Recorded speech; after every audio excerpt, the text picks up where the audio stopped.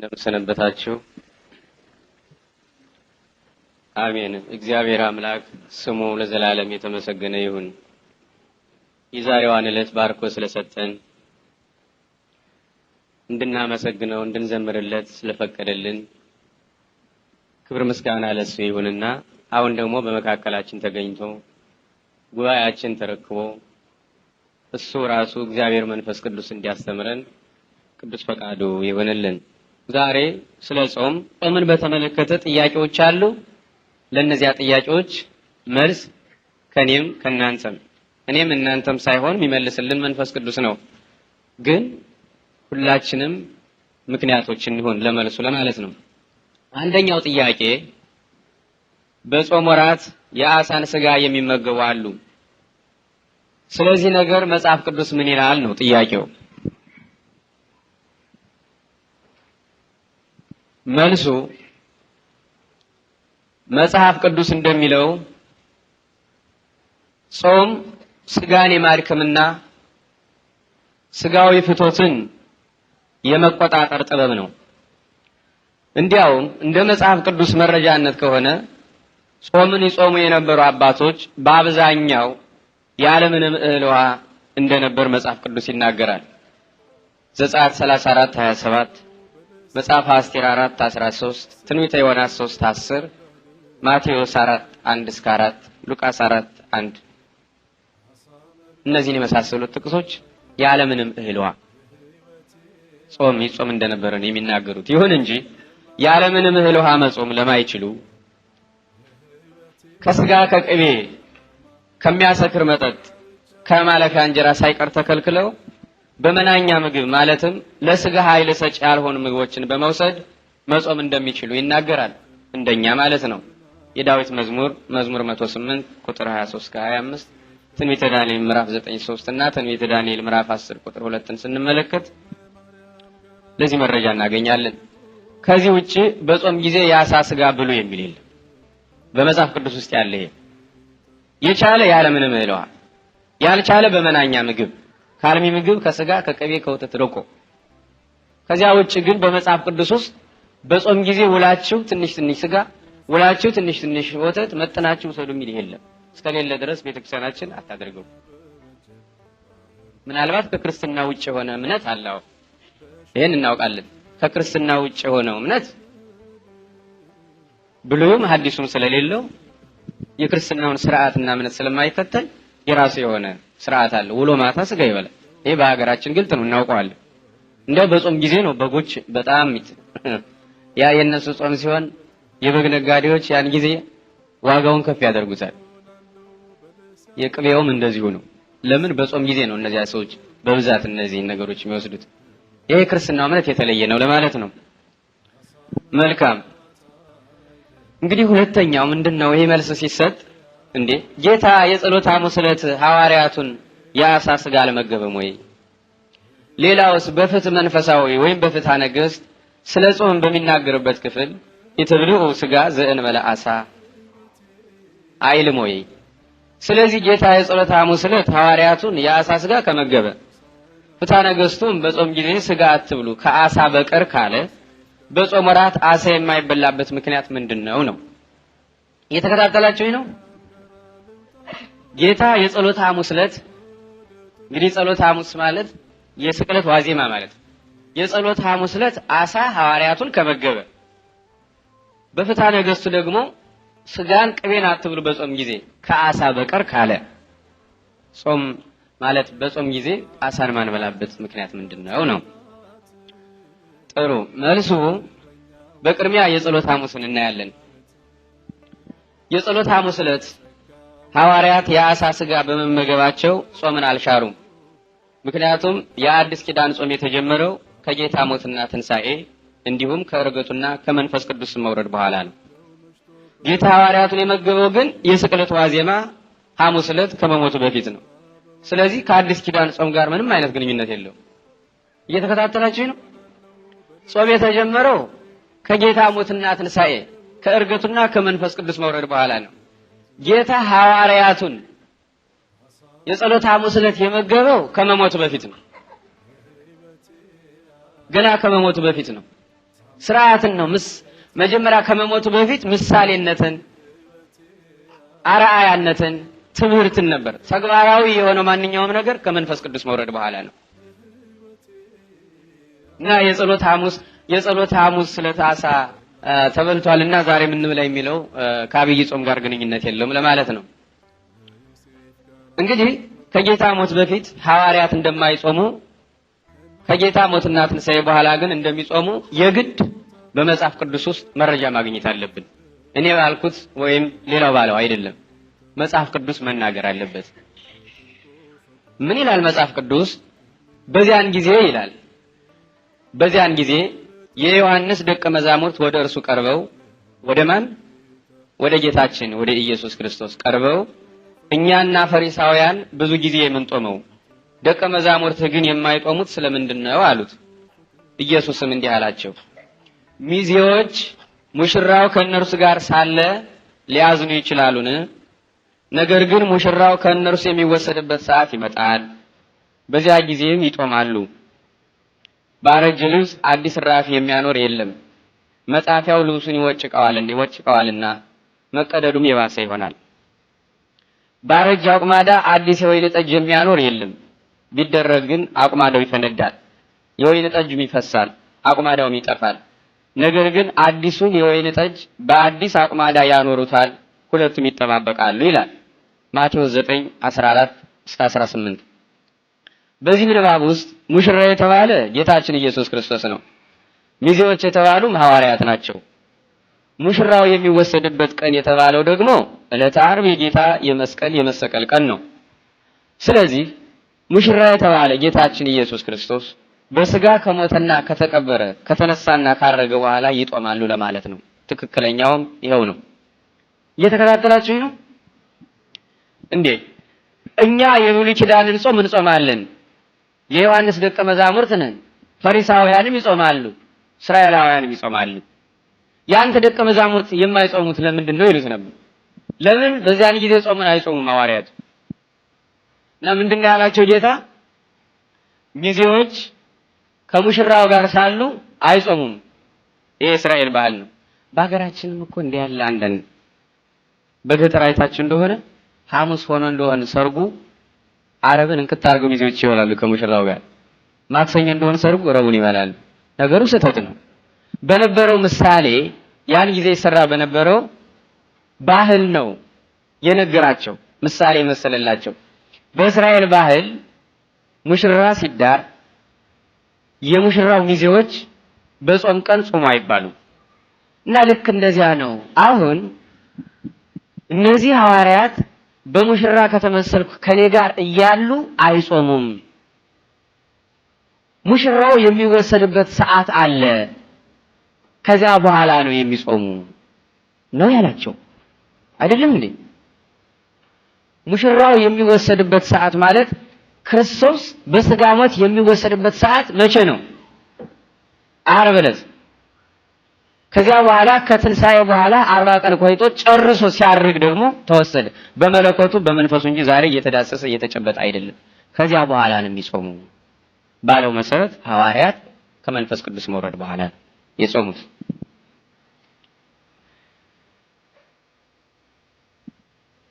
በሌላ በኩል ምንድነው ያለው? አዲስ የወይን ጠጅን በአሮጌ አቁማዳ ቢከቱት አሮጌ አቁማዳ ይፈነዳል፣ ወይንም ይፈሳል፣ ይቀደዳል አቁማዳው ነው የሚለው። ምናልባት ወጣቶች አታውቁት ይሆናል እንጂ በቀደም አባቶች ሳያውቁት አይቀሩም። ወተት፣ የወይን ጠጅ በአቁማዳ ይያዝ ነበር። ዛሬ አሁን በዚህ በአፋሩ አካባቢ በአገራችን በአንዳንድ በቆላማው አካባቢ ወተት በስልቻ የሚይዙ አሉ አይደል? ዘላኖች። ስልቻ ማለት አቁማዳ እና ያን ጊዜ በአቁማዳ ይከተት ነበር ማለት ነው። እና አዲስ የወይን ጠጅ መከተት የሚገባው በአዲስ አቁማዳ ነው። አዲሱ የወይን ጠጅ በአሮጌ አቁማዳ ከተከተተ አሮጌ አቁማዳ ቀዳዳነት ስለሚኖረው ይፈነዳል፣ አይችለውም። አዲስ የወይን ጠጅ በአዲስ አቁማዳ ነው ያለ። በሌላም በኩል ጨርቅ ሲያልቅ በመጻፊያ ይጣፋል እና መጻፊያው አዲስ ጨርቅ ከሆነ ያ አሮጌው ጨርቅ የባሰ ይቀደዳል። ገጠር አካባቢ የመጣችሁ አሮጌ ጨርቅ ጋቢ፣ በተለይ ነጠላ ወይም ኩታ የተቀደደ በአሮጌ ጨርቅ ላይ አዲስ ራፊ ጽፋችሁ ሰፍታችሁ ያያችሁ ካላችሁ እኔ እንደማውቀው ጥቂት ቆይቶ የባሰ ይቀደዳል። ለምን? የዚያ የአዲሱ ኃይል አሮጌውን ይስበዋል። አሮጌ ከአሮጌ ከሆነ ይሻላል፣ ትንሽ ይቆያል። እንደው መቼም የሀገራችን የገጠሩን ችግር እንድታሳሱት እስካሁን ድረስ ያለውን ነው እንጂ እኔ እናንተ ያን የምታውቁትም አይመስለኝም። ምክንያቱም አብዛኞቻችሁ ከአዲስ አበባ አካባቢ ነው፣ ደግሞ ሌሎች ወጣቶች ናቸው። ገጠር እስካሁን ድረስ እንደዚህ ያለ ያቺ ነጠላ ትቀደዳለች። ያቺ በመርፌ በክር እየተጨማደደች ነው ሰውነትን የምትሸፍነው። ቅማሉ በውስጥ ሌላ ነው። ጥሩ ዋሻ ነው ለቅማል ድሪቶው ጨርቁ። ያን ሁሉ ችለው ታግሰው ነው ሀገራቸውን ጠብቀው እስካሁን ድረስ ሃይማኖታቸውን፣ ታሪካቸውን ጠብቀው እስካሁን ድረስ ያሉት እና ያም ሆነ ይህ አዲስ ወይን ጠጅ ባሮጌ አቁማዳ አይከተትም ማለት አሁን ነገር ሁሉ አዲስ ሆኗል። እነ የዮሐንስ ደቀ መዛሙርትና ፈሪሳውያን የሚጾሙት ጾም አሮጌ ሆኗል። ያ አልፏል። ከእንግዲህ ከመንፈስ ቅዱስ መውረድ በኋላ አዲስ የጾም ስልት፣ አዲስ ስርዓት፣ አዲስ ህይወት፣ አዲስ እምነት፣ አዲስ ጉዞ፣ አዲስ ፍቅር፣ አዲስ የወንጌል ትምህርት፣ አዲስ መንፈሳዊ ነገር ይመሰረታል። ይሄ አሮጌ ነው፣ አልፏል። ከእንግዲህ ግንኙነት የላቸውም። ስለዚህ እናንተ አሁን የያዛችሁት ጾም ጥሩ ነው፣ ያው ያዙት። ነገር ግን ሐዋርያት የእናንተን ጾም አይጾሙም።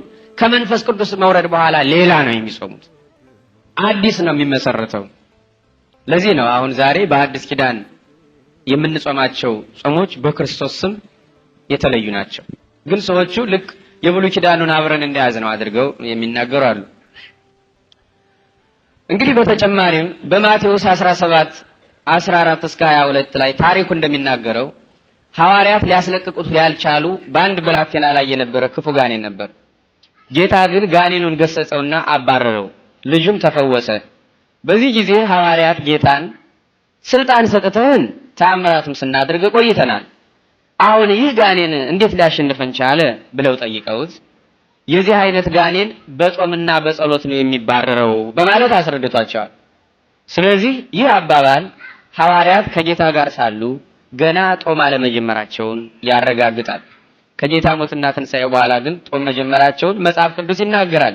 የሐዋርያት ሥራ ምዕራፍ 13 ቁጥር 2 እስከ 3፣ የሐዋርያት ሥራ ምዕራፍ 14 23፣ ሁለተኛ ቆሮንቶስ ምዕራፍ 6 ቁጥር 6 ለምሳሌ ያህል የጠቀስናቸው ናቸው እነዚህ።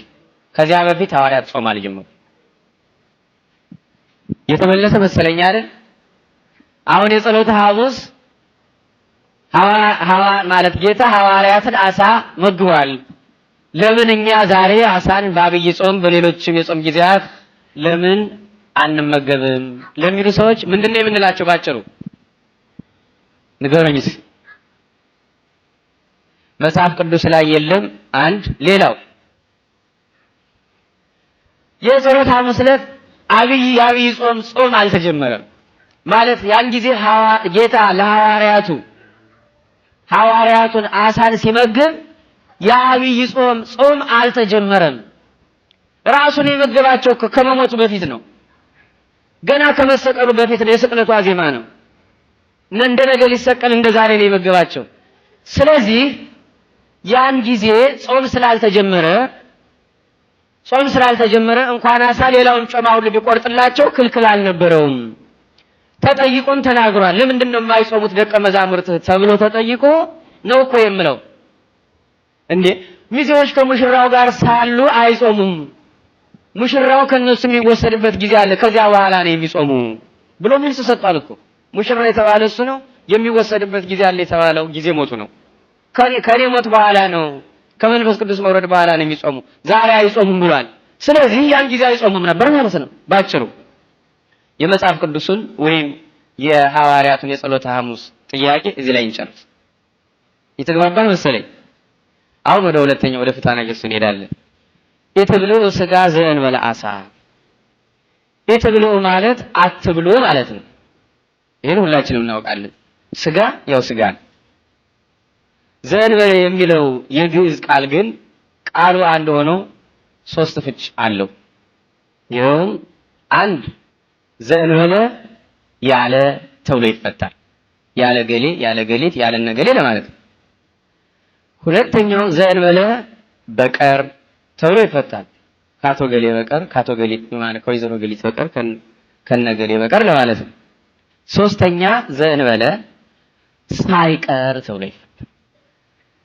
ተመልከቱ እንግዲህ ያለ እገሌ ከገሌ በቀር እገሌ ሳይቀር ልዩነት አላቸው።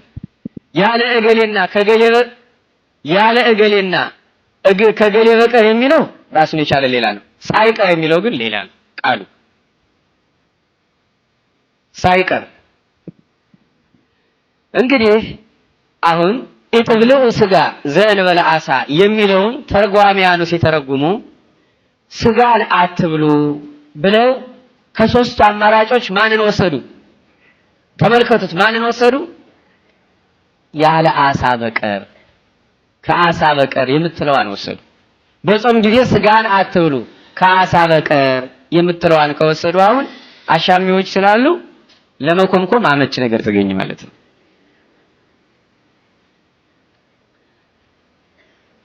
ስጋን አትብሉ ያለ ዓሣ በቀር ብለው ስለተረጎሙት በጾም ጊዜ ለብዙ ዓመታት የዓሣ ስጋ እንደ አይነተኛ ምግብ ሆኖ ቆይቷል፣ በተለይ በቤተ መንግስት።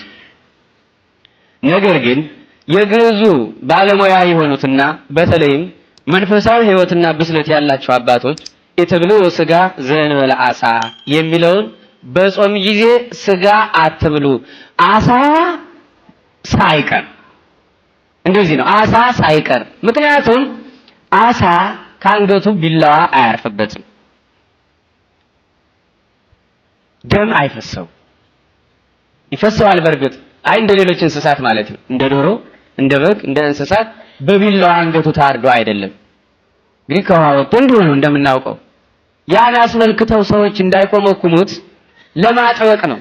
በጾም ጊዜ ስጋን፣ ቅቤን፣ አልሚ ምግቦችን አትውሰዱ ዓሣ እንኳ ሳይቀር፣ ዓሣ ሳይቀር ለማለት ነው።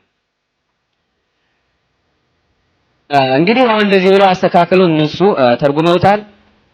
ደግሞስ ብለዋል በጾም ጊዜ የዓሣ ስጋ ከተበላ የበሬው፣ የፍየሉ፣ የበጉና የዶሮው ስጋ ምን አደረገ በማለት ተችተዋል። እውነቱም ይሄ ነው። ምክንያቱም የዓሣ ስጋ ከሌሎች የስጋ ምግቦች እጅግ የበለጠ ለመሆኑ የዘመኑ ጠበብት መስክረዋል። በእያንዳንዱ ምግብ ምን አይነት ጥቅም እንዳለ እግዚአብሔር ዕውቀቱን የሰጣቸው ጠበብት ተመራምረው ሲደርሱበት የዓሣ ስጋ ከበግ፣ ከፍየል፣ ከሰንጋ ሁሉ የበለጠ ጥቅም አለው። ስጋን ለማበርታት ኃይል ለመስጠት። ጾም ደግሞ ከኃጢአትና ከክፉ ነገር መሸሽ ማለት ሲሆን የመጀመሪያው ደረጃ ግን ስጋን ከአልሚና ኃይል ሰጭ ከሆነ ምግቦች ከልክሎ ማድከም መሆኑ ግልጥ ነው። በመጽሐፍ ቅዱስ የተነገረው ይኸው እና አንዳንድ ጊዜ ስታዩት ራስን ማታለል ይመስላል። ጾም ማለት ስጋን ማድከም ማለት መሆኑ እየታወቀ በጾም ጊዜ የዓሣ ስጋ ከተበላ ምንድነው? ሞኝነት ነው። ተግባባን አይደል? የዓሣ ስጋን በተመለከተ የጾምን ጥቅም በደንብ ያስተዋሉ መጽሐፍ ቅዱስን በደንብ አድርገው ያነበቡት በአጠቃላይ ይህ ትውልድ ተመራማሪ ትውልድ ስለሆነ እንዴ በጾም ጊዜ የዓሣ ስጋ ከተበላ ታዲያ ምንድነው ሌላውን ማንበላው የሚለው ስለሚበዛ ለምን የእያንዳንዱን የስጋ ጥቅም የስጋ አይነት ጥቅም ስለሚያውቅ ትውልዱ አሁን ቶሎ ብለው አባቶች ቀድመዋል እና ሳይቀር ነው በቀር አይደለም ብለው አስተካክለውልናል። ስለዚህ ምን ጾም ከሆነ መጾም ነው፣ ማን ጾም ከሆነ ደግሞ ማንችል ከሆነ ሁሉንም መኮምኮም ነው። የሚያስገድድ የለም። ያው ዛሬ አሁን ማንም ይጾማል። እዚህ ሀገር እንደውም አረብና አረቡም ሳይረሱ አይቀሩም። በሀገራችንም ቢሆን ያው ነው። አሁን ገናን ጾም፣ ሰኔ ጾም እንደውም የቄስ ጾም ነው የሚባለው። አብዛኛው የሄዳ ሁሉ ወደ ቄስ ነው የሚጭ ጾሙ ለሁሉም ክርስቲያኖች ነው። ይሄ መነኩሴ ጾም ነው፣ ይሄ ቄስ ጾም ነው እየተባለ እና ምን ለማለት ነው? ከጾሙ መጾም ነው ለማለት ነው። ከጾሙ ጥሩ አድርጎ መጾም ነው። ካመኑ ማመን፣ ከካዱ ደግሞ ጥሩ አድርጎ መካድ። ከበሉ ደግሞ ጥሩ አድርጎ መብላት ነው። ሁለት ባላ በሁለት ባላ ላይ መውጣት አይቻልም። አንድ ሰው በሁለት ዛፎች ላይ በአንድ ጊዜ መውጣት አይችልም። ቃሉም የሚለው ለሁለት ጌቶች መገዛት፣ ለሁለት ሀብታሞች፣ ለሁለት ባለስልጣኖች፣ ለሁለት ተቀናቃኝ ድርጅቶች፣ የፖለቲካ ሰዎች፣ ለሁለት ተቀናቃኝ መንግስታት መገዛት የሚችል ማንም ህዝብ የለም። አንዱን ነው። ስለዚህ ከበሉ መብላት ነው፣ ከጾሙ መጾም ነው፣ ከጸለዩ መጸለይ ነው፣ ከተኙ መተኛት ነው። ራስን ማታለል ዋጋ የለውም ለማለት ነው። ሌላው ሶስተኛው ጥያቄ ከአፍ የሚወጣ እንጂ የሚገባ አያረክስም ነው። ይሄ ደግሞ የአብዛኛው ጥያቄ ነው። ከአፍ የሚወጣ እንጂ የሚገባ አያረክስም። ይህ እንግዲህ እስካሁን ያልኳችሁ የአሳው የጸሎተ ሐሙሱና ያሁኑ የዘእንበሉ የፍትሐ ነገሥቱ በራሳችን ምዕመናን ያሉ ጥያቄዎች ናቸው። አሁን የምላችሁ ደግሞ ከኛ ውጭ ሆኑ ከኛ ቤተክርስቲያን ውጭ ሆኑ የሚጠይቁን ጥያቄ እንዴ ወንጌሉ ሐዲስ ኪዳን ከአፍ የሚወጣ እንጂ የሚገባ አያረክስም ይላል። በተለይ በማቴዎስ 15 ቁጥር 1 እስከ 3 እንደተጻፈው በሙሴ ሥርዓት እጅን ሳይታጠቡ መብላት ያረክሳል ስለሚልና ሐዋርያት ደግሞ ከሥራ ብዛት የተነሳ አንዳንድ ጊዜ እጃቸውን ሳይታጠቡ ሲበሉ ፈሪሳውያን ተመልክተው ጌታን ጠይቀውታል። ጥያቄውም ደቀ መዛሙርትህ የአባቶችን ሥርዓት እያፈረሱ ነው፣ እጃቸውን ሳይታጠቡ ይበላሉና ይህ ለምን ሆነ ብለው ጠይቀውት ጌታም ሕዝቡን ሁሉ ጠርቶ ስሙ አስተውሉም፣ ሰውን የሚያረክሰው ወደ አፍ የሚገባው አይደለም የሚወጣው እንጂ ማቴዎስ 15 ቁጥር 10 በማለት የተናገረውን ምክንያት በማድረግ ነው። በጾም ጊዜ እንኳን አሳ ስጋና ቅቤ የማንበላበት ምክንያት ምንድነው የሚል እንግዲህ ጌታ ወደ አፍ የሚገባው አያረክስም ብሏልና ስለዚህ እኛ ጾም ውለን ማታ ትንሽ ብንበላ ምንም አይደለም ነው። ሌላም አለረ ይሄ ብቻ አይደለም። ሌላም የዚህ ተጨማሪ ጥቅሶች አሏቸው። እንደው ጥቂቶችን ላስታውሳቸው። አንደኛው በአንደኛ ጢሞቴዎስ ምዕራፍ 4 ቁጥር 4 እግዚአብሔር ከፈጠረው መብል የሚከለክሉ አሉ፣ እግዚአብሔር የፈጠረው ሁሉ መልካም ነውና ከምስጋናም ጋር ቢቀበሉት የሚጣል ምንም የለም፣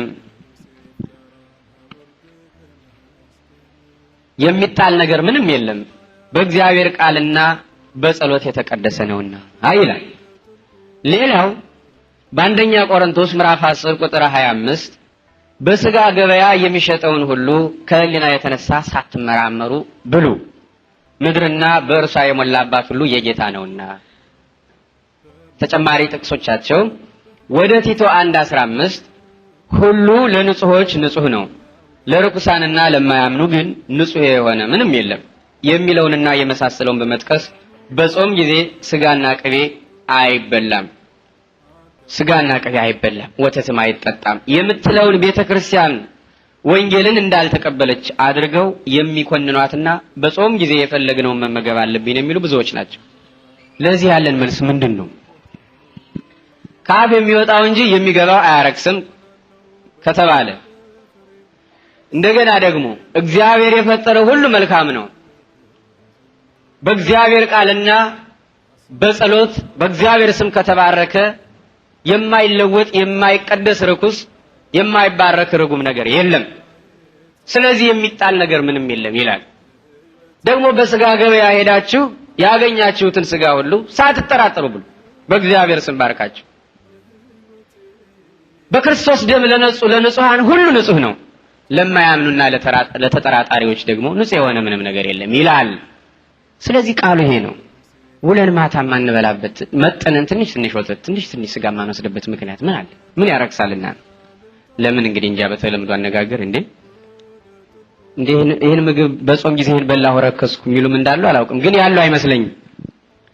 እና መልሳችን ምንድነው ንገሩኝ እስኪ። ካፍ የሚወጣው እንጂ የሚገባው አያረክስም ካለ በዚህ ምድር በእግዚአብሔር ቃል ከተባረከ ከተጸለየበት የሚጣል ነገር ምንም የለም ካለ እኛ ውለን ትንሽ ማንበላበት ምክንያት ምን አለ ብለው ለሚጠይቁን መልሳችን ምንድነው? ካፍ የሚወጣው እንጂ የሚገባው አያረክስም የሚሉ ካሉ መልሳችን ምንድነው? ካፍ የሚወጣ ማለት ወንጌሉ እንደሚናገረው መግደል፣ ክፉ ተናግሮ ሰውን ማስቀየም፣ አመንዝራነት፣ ስርቆት፣ ውሸት፣ ሐሜት ብሎ ምቀኝነት፣ ተንኮል ብሎ ዘርዝሮታል። ያ ማለት ነው። አሁን የኔ ጥያቄ ግን ካፍ የሚወጣ እንጂ የሚገባ አያረክስም ይላል። ስለዚህ በጾም ጊዜ ስጋን ብንበላ መጥነን ስጋችን ኃይል እንዳያገኝ አድርገን ስጋን ብንበላ ወተትን ብንጠጣ ምን የሚያረክሰን ነገር አለ ነው የሰዎቹ ጥያቄ። ለዚህ ያለን መልስ ምንድን? በጣም ግሩም። ዋናው መልሱ አጭር ነው። እኛ በጾም ጊዜ ስጋን ማንበላው ወተትን ማንጠጣው የተከለከሉ ምግቦችን ማንወስደው ያረክሱናል ብለን አይደለም። ከሌሎች ምግቦች ይልቅ ለስጋችን ኃይልን እንዲሰጡ እግዚአብሔር የበለጠ ስጋን ስለባረከ የበለጠ ወተትን ቅቤን ስለባረከ ለስጋችን ኃይልን እንዳይሰጡብን ስንል እንጂ ያረክሱናል ብለን አይደለም። ተግባባን? ባጭሩ ይሄ ነው። ካፍ የሚወጣው እንጂ የሚገባው አያረክስም ይላል። ታዲያ ለምንድን ነው በጾም ጊዜ ስጋን የማትበሉት ቢል አንድ ሰው በሕግ አምላክ ያረክሱናል ብለን አይደለም፣ እኛ ኃይልን ይሰጡብናል ብለን ያደላቸው ያለምንም ምግብ ውሃ ያለምንም እህል ውሃ ይጾማሉ። ያለዚያ ደግሞ እንደ ዳዊት እንደ ዳንኤል እንደ አባቶቻችን በመናኛ ምግብ እንደ አቅማችን ከስጋና ከቅቤ ኃይል ሰጭ ከሆኑ ምግቦች ረቀን ይሄን ያገኘነው ከመጽሐፍ ቅዱስ እንጂ ሁላችሁ ትንሽ ትንሽ ብሉ የሚል የለም። ደግሞ ያረክሳሉ ብለን አይደለም ነው መልሱ ባጭሩ ይሄ ነው። ያረክሳሉ ብለን አይደለም። የተቀደሱ ስለሆኑ ግን የጾም ጊዜ አለው እና ያ የጾም ጊዜ በእነዚህን ምግቦች ባንበላ ጥሩ ስለሆነ ነው መልሱ። እና ይህ ከሆነ መልሱ አጭር ይሆናል ማለት ነው። አንዳንድ ጊዜ ያንዱን ካንዱ እያምታቱ መጥቀስ ጥሩ አይደለም። ግራ እንዳይገባችሁ ነው የምንላችሁ። ግራ እንዳይገባችሁ ነው። አሁን በእውነት እነዚህ ሰዎች ጠፍቷቸው አይደለም። ካፍ የሚወጣው እንጂ የሚገባው አያረክስም ሲል እኛ በጾም ጊዜ ስጋና ወተትን ያረክሱናል ብለን እንዳልሆነ ያውቃሉ። ግን መጽሐፍ ቅዱስን እንዳላነበብ ነው ስለሚያውቁ አካሄዱን አይቶ ምኑን ይቀሙታል ነው ይባል።